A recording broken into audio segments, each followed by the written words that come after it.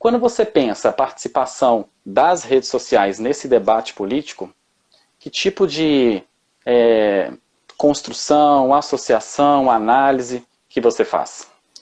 Bom, esse é um dos grandes desafios do mundo contemporâneo e tem debates aí a respeito, né, livros que se tornaram clássicos, ou pelo menos clássicos não, mas se tornaram best-sellers aí, né, como as democracias morrem, é de perceber que às vezes o modelo democrático, há um descompasso entre o que as pessoas pensam ser a democracia, no sentido de todas as vozes serem contempladas, ou de se buscar algum caminho que nós podemos chamar de bem comum, e aquilo que as pessoas demandam como sendo uma solução quase imediatista a perspectivas muito particulares.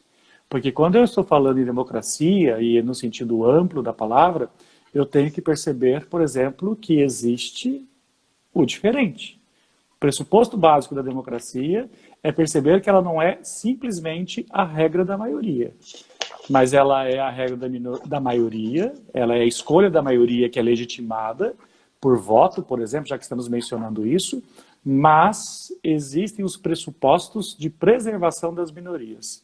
Por isso que nós estamos atrelando a noção de democracia, ou devemos pensar a noção de democracia como sendo algo muitas vezes moroso, exatamente porque nós temos que aprender a lidar e a contemplar, e que é a contemplar os interesses e os direitos dos diferentes grupos. Se todas as vezes apenas o direito da maioria existir, nós permitiríamos que 50% mais um mandasse matar 49%. Ora, por que isso não acontece, ou por que isso não deve acontecer? Porque nós somos seres dotados de capacidade de discernimento. E aí, uma questão fundamental é perceber que, em todas as sociedades, uns mandam sobre outros. Em todas as sociedades, há lógica de autoridade, mas nem toda lógica de autoridade pressupõe o exercício da democracia. Então, é neste lugar que nós temos que entender que o que nós chamamos de democracia e o que nós chamamos de política democrática, fazendo coro aí à tradição do pensamento ocidental, oriundo dos gregos, passando pela República Romana e aí por diante, pelos teóricos de tradição liberal, pela incorporação das demandas sociais que a noção de democracia também incorpora, né? Nós vamos perceber que todo esse exercício vai levar a uma situação de que eu preciso legitimar a minha atividade política a partir do argumento. Por isso a noção de argumento, a capacidade de falar e ser compreendido, ouvido e atendido, ela é fundamental. Então, a democracia, ao pensarmos a sua construção e seus várias idas e vindas, eu estou fugindo da pergunta, essa pergunta é direta sobre rede social. A rede social Fica à vontade. Falsa sensação de pertencimento. A rede social, onde todo mundo fala e ninguém escuta, é um exercício de vômito. Não à toa as pessoas colocam várias carinhas de vomitar. Porque as pessoas colocam, né? Elas simplesmente explodem naquilo que elas estão marcadas, estão iradas em vários sentidos, e elas explodem e elas colocam ali. Porém, isso não dá um resultado para o momento seguinte de construção de consensos. Claro que ela é um termômetro, no sentido, ela é muito mais rápida do que um termômetro de um processo eleitoral, porque nós conseguimos sentir as coisas imediatamente. Mas sabemos também que as pessoas são motivadas e são instigadas pelas lógicas dos algoritmos a terem ódio, a terem raiva ou criarem deuses e seguirem esses deuses sem a capacidade de discernir. Não existe democracia sem exercício de reflexão. É óbvio que a política envolve paixões. Eu posso gostar de A e detestar B. Isso é parte do jogo.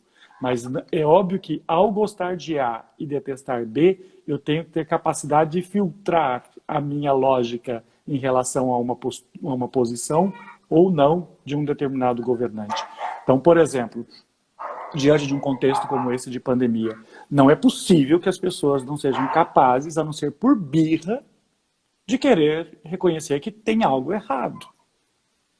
Nós temos aí as vésperas, as portas de 450 mil mortos, E tem gente achando que nós vivemos o espetáculo da CPI hoje, né, deliberadamente usa da mentira como estratégia de poder político.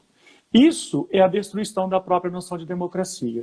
Nesse sentido, eu volto. Não estou dizendo que a democracia representativa é o melhor dos regimes, não vamos entrar nessa discussão aqui.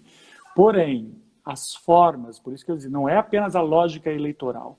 Se restringirmos a noção de democracia às lógicas eleitorais, é tudo um grande engodo, porque as ditaduras também produzem processos eleitorais.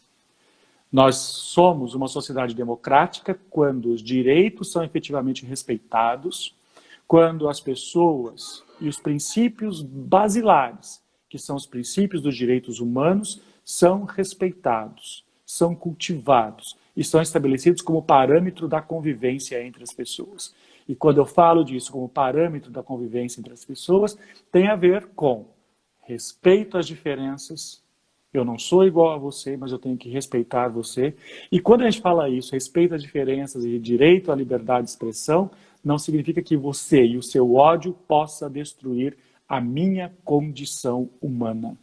Então eu tenho que reconhecer a pluralidade existente na sociedade. E ao reconhecer a pluralidade nesta sociedade, é que eu tenho que criar limites e tenho que criar pressupostos legais para que a sociedade possa funcionar bem. E é óbvio que essa sociedade vai sofrer crises e vai mudar e vai se transformar inúmeras vezes, porque isso tem a ver com a história. Se as coisas não mudassem de lugar, nós estaríamos até hoje dizendo que alguns mandam porque Deus assim mandou, porque Deus assim quis. Óbvio que nós sabemos que não é dessa maneira que os poderes se constituem e que as pessoas se apegam ao poder e se legitimam. Então, por isso, a rede social não é o termômetro para dizer a qualidade de uma democracia. Nós votamos muito mais no Big Brother do que votamos num processo eleitoral. Só que qual é a lógica do Big Brother? É uma lógica de criar paixão e animosidade. O processo eleitoral, quando vai nessa mesma direção, significa que ele está destituindo de racionalidade o jogo político. O jogo político, quero insistir, envolve paixão, sem dúvida alguma, mas ele envolve uma racionalidade que deve organizar, ou pelo menos ordenar, os princípios das nossas decisões. E por isso que uma democracia no modelo representativo precisa ter e ser respeitado os direitos das minorias. Não é acabando com elas que se forma a democracia. A democracia será muito melhor quanto mais diversas forem as vozes que a compõem.